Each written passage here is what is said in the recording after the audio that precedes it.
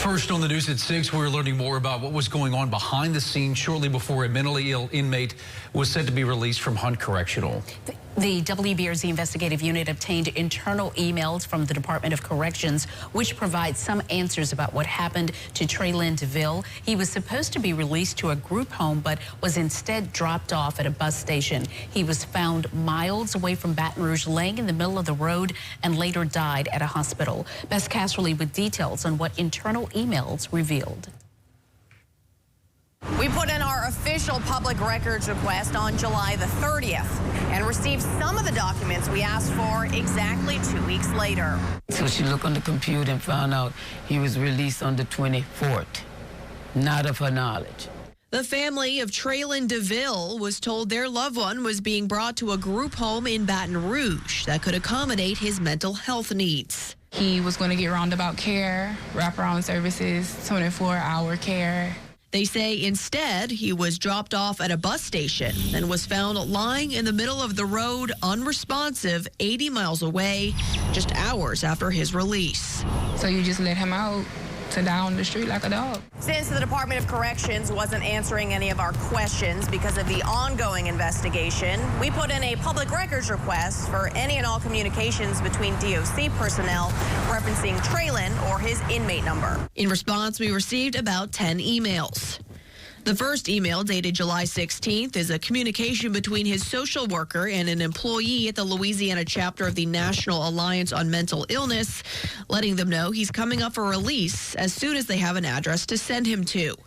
About a week later, on July 21st, the social worker sends an email to several people stating Treylin will be released on Wednesday, July 23rd, to the below address. However, no address is listed.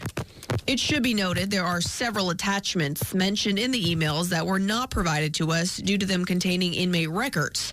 However, we've now asked for those attachments with the sensitive information redacted. The next day, an employee who facilitates short-term housing for former inmates responds, saying she has no information about Treylin's pending release. There's another exchange expressing confusion about the lack of an address. A follow-up email from the assistant mental health director at Hunt lists the address he's supposed to be released to as 10725 Molly Lee Drive. As we know from the family and our own inquiry,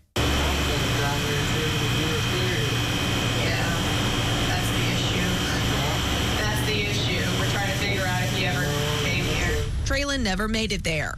The next email is from Thursday, just before 1 p.m. The social worker checks in with what we assume is the group home, asking if Treylin arrived. He says they've been receiving conflicting calls from the family. I'm the one that found out he was in the mental ward. Those conflicting calls were about how Treylin was dead, 80 miles away. So he put me on hold for about 5 seconds, and I could hear him discussing with other people in the background that Treylin was dead.